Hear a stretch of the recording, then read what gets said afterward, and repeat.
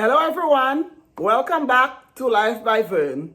Today, I am excited to share with you a new series on my channel which I'm going to call Caribbean Mornings, What's on the Breakfast Table, where I'm going to bring you an authentic taste of Caribbean mornings, one breakfast at a time. From creamy porridges to saltfish and bakes, we're going back to our roots and waking up with flavor. So let's get cooking island style. Let's go. First up on Caribbean Mornings, What's on the Breakfast Table, I'm going to show you how I make my delicious bakes and saltfish or saltfish and bakes. Please let me know in the comment section how you call it where you're from. So first, let's look at the ingredients. For your bakes and saltfish, you are going to need some saltfish. To soak this overnight and cook it a few times and drain out the water to get as much salt out of it as you can. So your saltfish, I have a bell pepper, I have an onion, some string onions, some garlic, some tomatoes. I have some grape tomatoes. I'm just going to go ahead and use them up. You can use any tomatoes. I have a bay leaf and some whole allspice.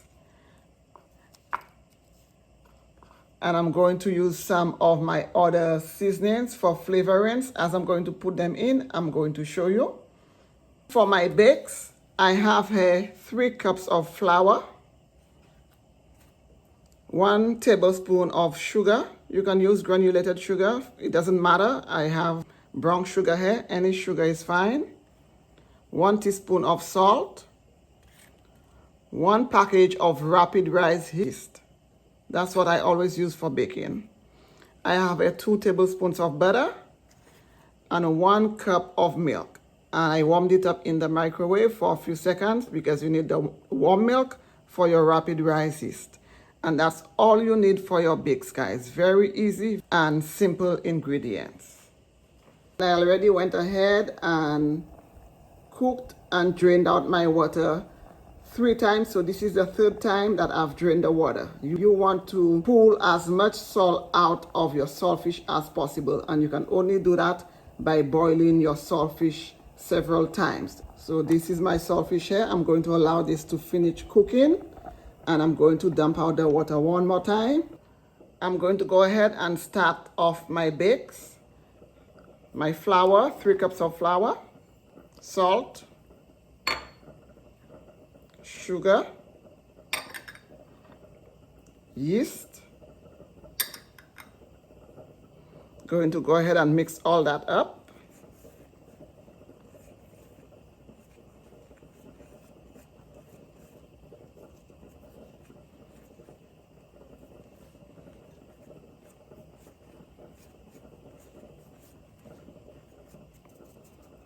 Then I'm going to go ahead and add my butter to this.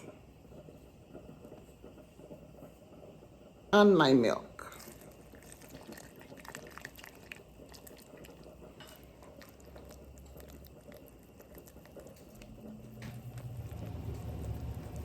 And this is 1 cup of milk. I've done this before, so I know that my 1 cup of milk will be enough for my 3 cups of flour. So that's why I put all of it in at one time. But guys, if you're making it for the first time, please add your liquids a little at a time.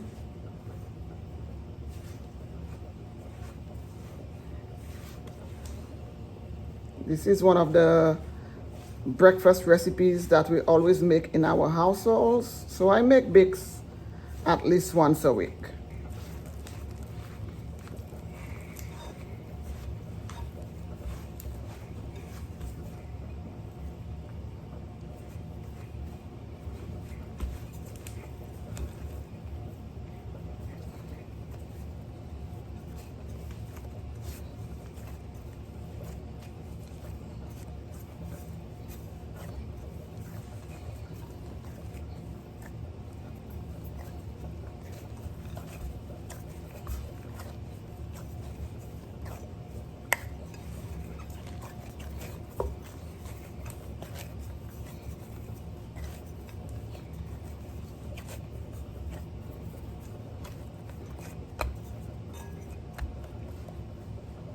Okay guys, so I've kneaded my dough for about 5 minutes. I'm going to go ahead and cover it tightly with some cling wrap.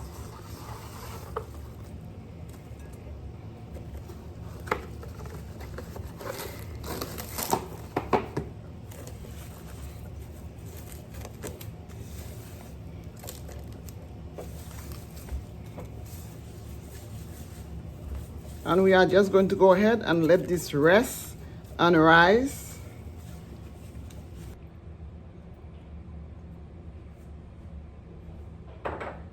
I have my oil in my skillet. The first thing I'm going to do, I'm going to go ahead and add my whole allspice and my bay leaf.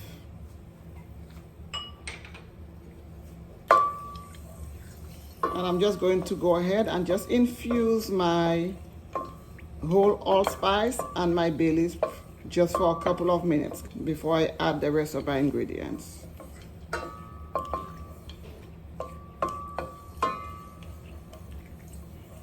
And the whole allspice and the bay leaf just gives your saltfish a very authentic island flavor, Caribbean flavor. So that's why I love to use these kind of spices when I'm making a saltfish recipe or a fish recipe most of the time, guys. So you don't have to add it, but I'm just going to go ahead and show you everything that I do step by step. Now to my skillet, I'm going to go ahead and add my onions.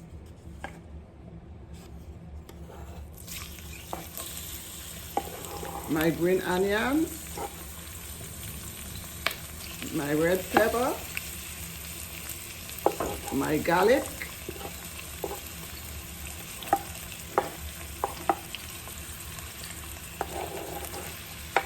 and my yellow pepper.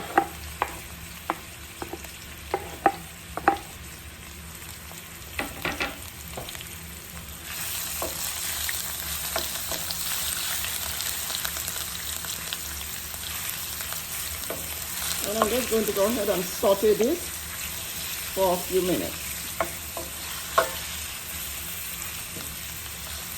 And you can add any herbs that you like.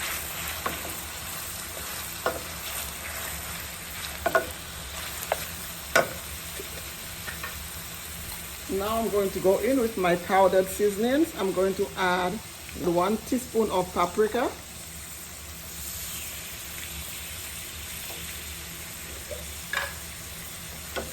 1 teaspoon of curry,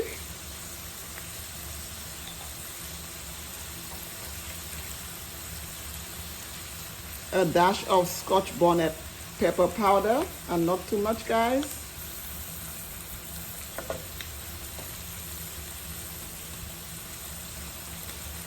Now I'm going to go in with some lemongrass and turmeric paste. You do not have to use that, guys. I just love using turmeric and lemongrass whenever I cook. So I'm going to add that in. And I'm going to go in with some red curry paste also. I like the color that the red curry paste gives my saltfish. So I always add that to it, but you do not have to do that, guys. Whatever spices you have that you love using when you cook, go ahead and use that. And I'm just going to allow my paste and my powders to cook, because you do not want the raw taste of your powders in there. So since I put my curry powder and my smoked paprika powder, I'm just going to allow that to cook down so the flavor does not come out too harsh. So that's why I put it in before I add my saltfish. Look how beautiful it is, guys, and it smells delicious. To this, I'm going to go ahead and add some tomatoes, and I have some grape tomatoes in here. You can use whatever tomatoes you have, guys.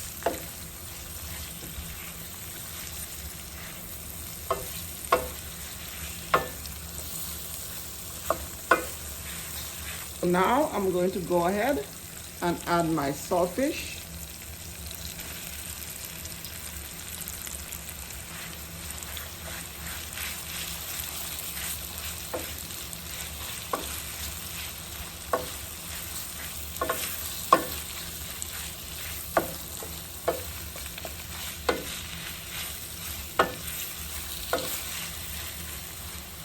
And if you guys notice, I did not add any salt to my vegetables because your saltfish will still have salt, a little salt in it, so you do not need to add any salt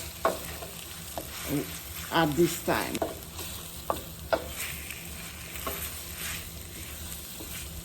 After you taste it, if you think that you cooked it too much and there's not enough salt, you can go ahead and add a little salt then. But normally when I make my saltfish, I do not need to add any salt to it. So I do not think that you'll need to add any salt when making your saltfish recipe, guys.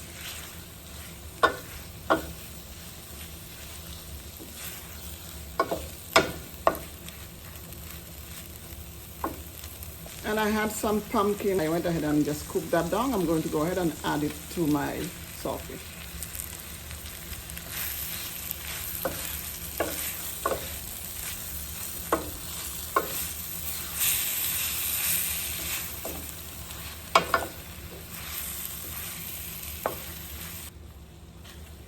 And that's it, guys. This is how easy it is to make your saltfish for your baked and saltfish breakfast.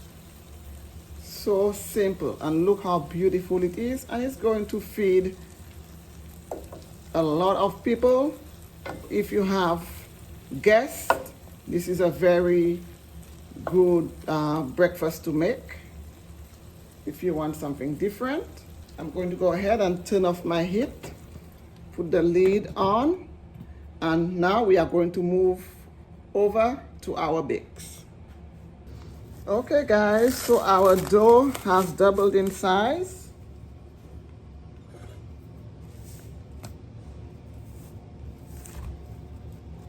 I'm just going to go ahead and roll it out to form some balls.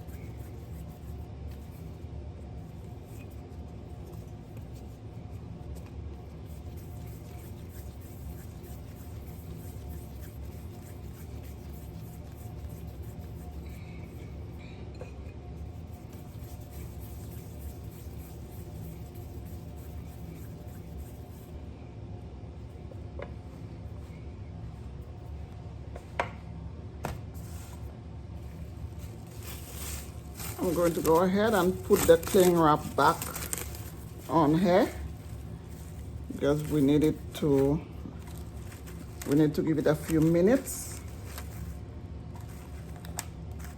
about 10-15 minutes before we fry it. Cover with a tea towel.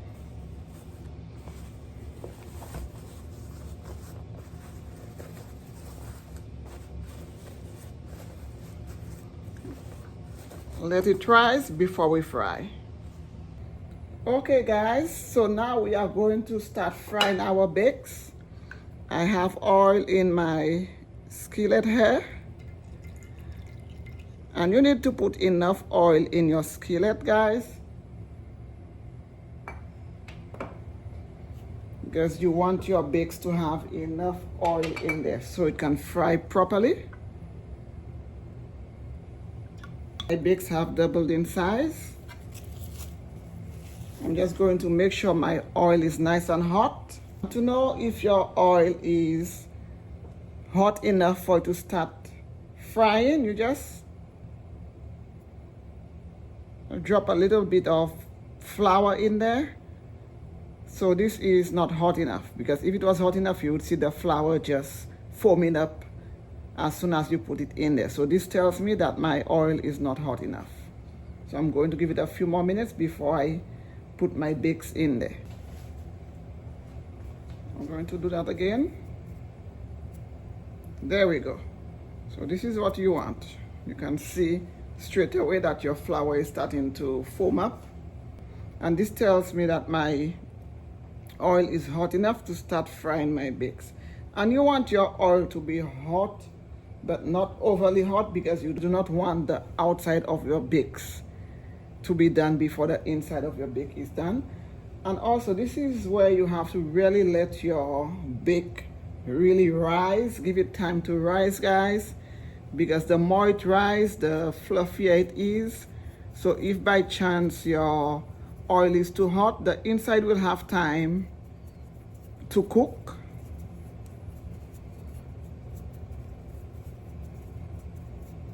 And this is what you want. You do not want a bake where it's done on the outside and inside of it is not done.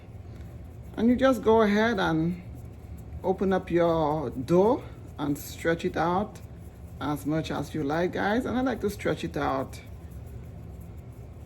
enough so I get some nice large bakes. And then you just place it in here.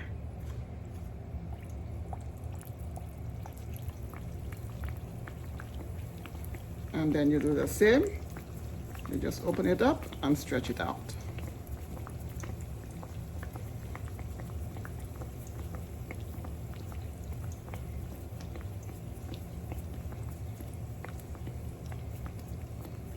And just stretch out from the middle out.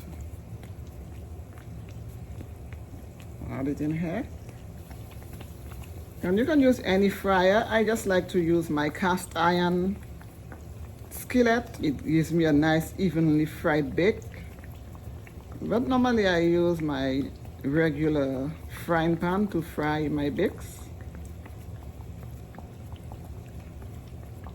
So go ahead and use your frying pan if you have one of those. You can even just fry your bakes in a normal pot, cooking pot. It doesn't matter, guys.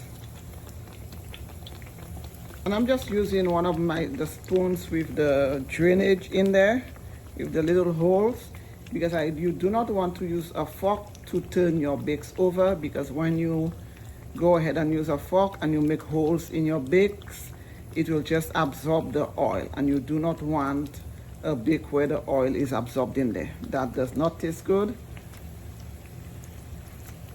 You want your bake to be nice and fluffy in the middle.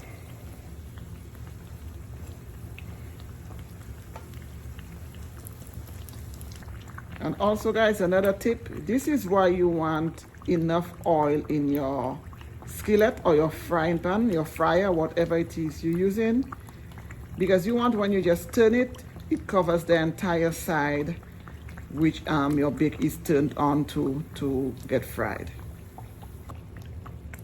And here I have a bowl with some paper towel. I'm just going to place my bake in here. So if there's any excess oil, the paper towel will absorb it, guys. This is why I do that.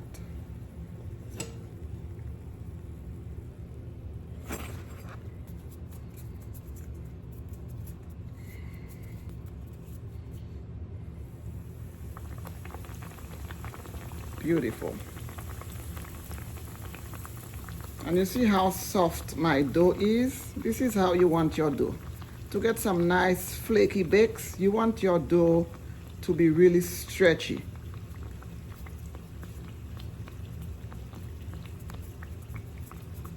I don't have to pull hard for my dough to stretch.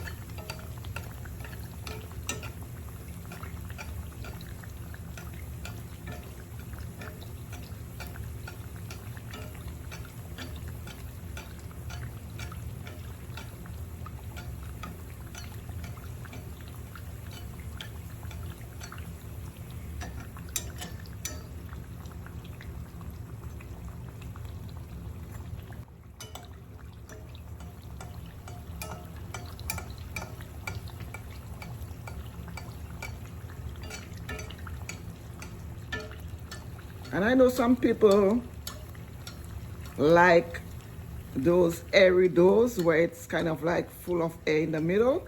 So to achieve that, you just go ahead and bathe your bake on the outside with the oil, and it will just puff up. So that way the inside of your bake will be hollow. So the inside of this one will be hollow. So some people like it this way. I tend to like a denser bake.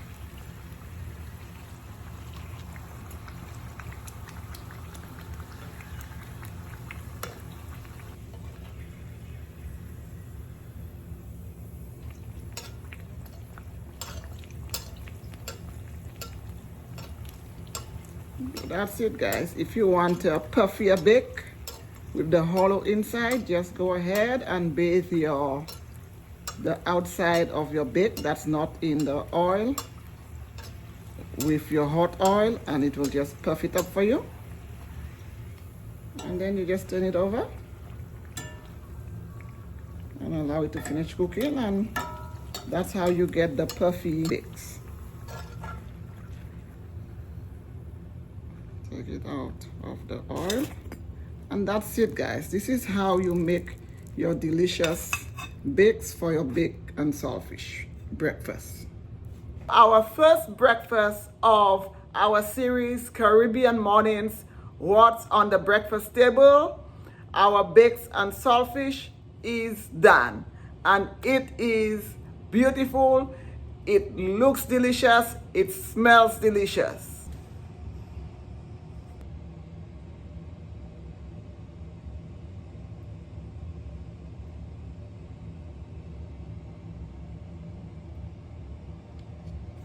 I hope you enjoyed it, because I had so much fun showing you how I do it. Please stay tuned for more Caribbean breakfast next week as I bring you another delicious Caribbean breakfast recipe. Please don't forget to subscribe, like, and share, and leave your comments in the comment section and let me know what is your favorite Caribbean breakfast, guys. Until the next video, thank you so much for watching. Now, let's eat.